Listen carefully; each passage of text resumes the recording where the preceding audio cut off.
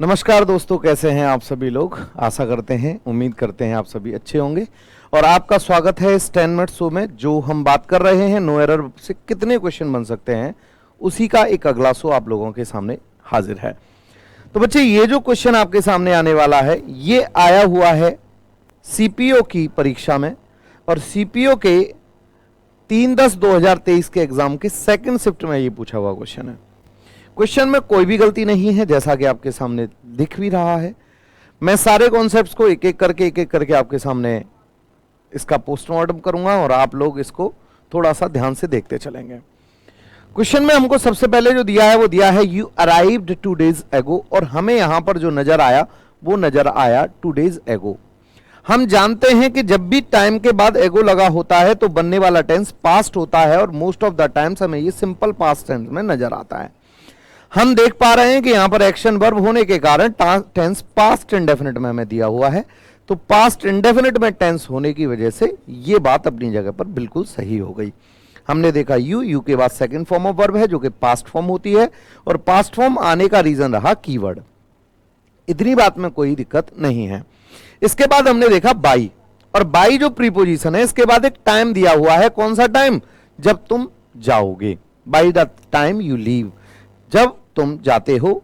मैंने कॉन्सेप्ट आप लोगों को बताया था टाइम एंड टेंस में कि बाई के बाद अगर प्रेजेंट या फ्यूचर का टाइम देखने को मिलता है, प्रेजेंट का या फ्यूचर का टाइम देखने को मिले आपको बच्चे, तो टेंस बताओ जल्दी से कौन सा बनेगा। आप कहोगे सर फ्यूचर परफेक्ट टेंस बनेगा। और जैसा कि आप देख पा रहे हैं, आपको नजर आ रहा है फ्यूचर परफेक्ट टेंस आपके सामने दिया हुआ है।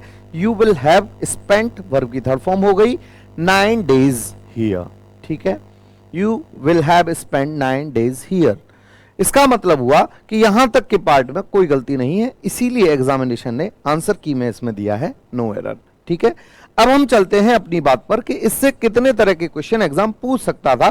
पॉइंट इज दिस, सबसे पहला मैंने जो बताया आपको कि 2 days एगो, एगो से पहले या लास्ट के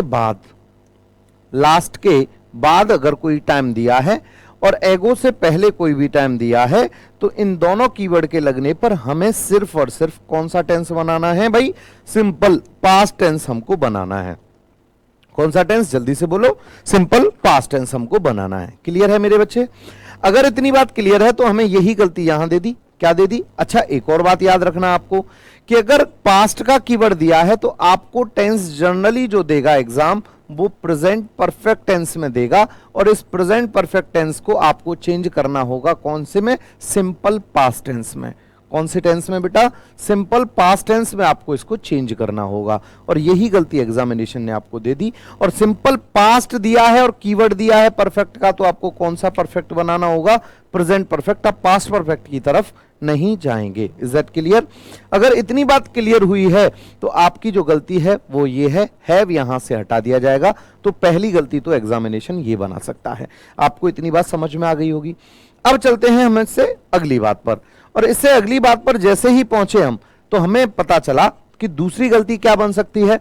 जैसा कि मैं आप लोगों को अभी बता रहा था कि बाई के बाद 2 तरह के टाइम आपको दिए गए होंगे एग्जामिनेशन में। कौन कौन से सर? पहला टाइम दिया होगा बच्चे आपको प्रेजेंट या फ्यूचर का, या तो प्रेजेंट का टाइम या फिर फ्यूचर का टाइम, और दूसरा जो टाइम दिया गया होगा वो आपको दिया गया होगा पास्ट का टाइम। अगर आपको पास्ट का टाइम दिया गया है तो आप टेंस बनाएंगे कौन सा बच्चा? Past perfect tense. कौन सा? पास्ट परफेक्ट टेंस बनाएंगे। और अगर आपको प्रेजेंट या फ्यूचर का टाइम दिया हुआ है तो आप कौन सा टेंस बनाएंगे? फ्यूचर परफेक्ट टेंस बनाएंगे। कौन सा? जल्दी से बोलो। फ्यूचर परफेक्ट टेंस बनाएंगे। जैसा कि आप देख पा रहे हैं, हमें यहां पर हमको दिया हुआ है टाइम। कहां है सर? ये रहा time, by the time you leave. By ये रही प्रीपोजिशन, और इसके बाद जो टाइम दिया है वो प्रेजेंट का है, तो टेंस बनना चाहिए था फ्यूचर परफेक्ट। दिया है हमें कौन सा? Future indefinite. दूसरी गलती ये हो गई। ठीक है, पहली गलती क्या हुई? पहली गलती हो गई हमारी परफेक्ट टेंस से रिलेटेड।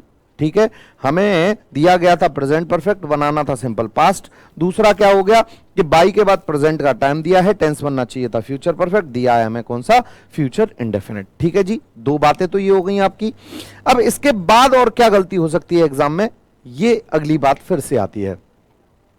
हमको क्या दिया है यहां पर अगर आप गौर से देखें तो हमें दिया है क्या 9 डेज, इस पर तो किसी ने गौर ही नहीं दिया।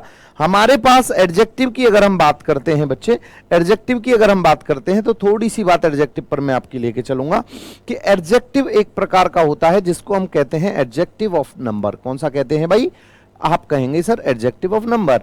और अगर मैं इस एडजेक्टिव ऑफ नंबर की बात करता हूं तो दो तरह का एडजेक्टिव ऑफ नंबर है। कौन कौन सा? डेफिनिट एडजेक्टिव ऑफ नंबर और दूसरा कौन सा? Indefinite adjective of number. और ये डेफिनिट एडजेक्टिव ऑफ नंबर जो होता है ये 3 तरह का होता है। फर्स्ट वन होता है ऑर्डिनल, पहला कौन सा होता है? ऑर्डिनल। दूसरा जो होता है वो होता है बच्चे कार्डिनल। कौन सा होता है? कार्डिनल होता है। और तीसरा जो होता है बच्चे वो कौन सा होता है? मल्टीप्लिकेटिव। कौन सा? मल्टीप्लिकेटिव। 3 तरह के एडजेक्टिव हमें देखने को मिलते हैं किसमें? एडजेक्टिव ऑफ नंबर के डेफिनेट एडजेक्टिव ऑफ नंबर में। सबसे पहला हमने क्या कहा? Adjective of number, adjective of number में definite adjective of number, indefinite adjective of number. Indefinite adjective of number जो होता है, sorry definite adjective of number होता है वो डेफिनेट मार्क्स नंबर को बताता है और वो 3 तरीके से नंबर को बताता है। सबसे पहला ऑर्डिनल, दूसरा कार्डिनल और तीसरा मल्टीप्लिकेटिव।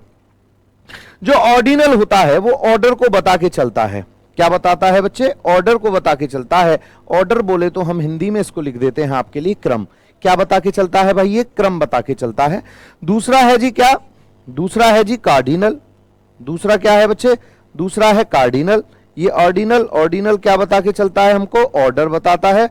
ऑर्डर बोले तो क्रम बताता है और दूसरा बोले तो कार्डिनल, कार्डिनल बोले तो नंबर बताता है कि किसी चीज की नंबर कितनी है, बोले तो संख्या कितनी है। और तीसरा जो मल्टीप्लिकेटिव है ये गुना को बता के चलता है, गुना कितने गुना हुए। ठीक है, how many times, how many times, ये आपको बता के चलता है कौन? ये आपको बता के चलता है बेटा कौन? मल्टीप्लिकेटिव। अब हम जान रहे हैं इस क्वेश्चन में हमने एक बात देखी कि हम ये बता रहे हैं कि भाई जब तुम यहां से गए तब तक तुमने 9 दिन बिता दिए थे यहां पर। क्या? तुम यहां 9 दिन बिता चुकोगे। जिस समय तुम यहां से जाओगे उस समय तक आप 9 दिन बिता चुके होगे, 9 डेज। और यहां अगर 9 डेज की बात देखी जाए तो आपको ना तो क्रम बताया गया है ऑर्डर और ना ही गुना बताया गया है यानी हाउ मेनी टाइम्स। क्वेश्चन ये कह रहा है कि आप संख्या में इतने दिन बिता गए होगे। इसका मतलब वो कार्डिनल नंबर की तरफ इशारा कर रहा है। तो कार्डिनल नंबर की तरफ इशारा करने का मतलब है ये 9th तो ऑर्डिनल को बता रहा है, इसकी जगह पर 9 आना चाहिए था, 9 डेज हियर। तो ये तीसरे तरीके का क्वेश्चन यहां से एग्जाम बना सकता है। तो इसमें से 3 तरीके के क्वेश्चन आपके एग्जाम बना सकता है। तो आपको ये तीनों तरीके के कॉन्सेप्ट बिल्कुल समझ में आए होंगे। अगर समझ में आए हैं तो कमेंट बॉक्स में कहिएगा अगली वीडियो आपको किस टॉपिक पर चाहिए, मैं उसी टॉपिक पर लेके आऊंगा। तो मिलते हैं आपसे अगली वीडियो में, तब तक के लिए विदा चाहेंगे। नमस्कार, जय हिंद।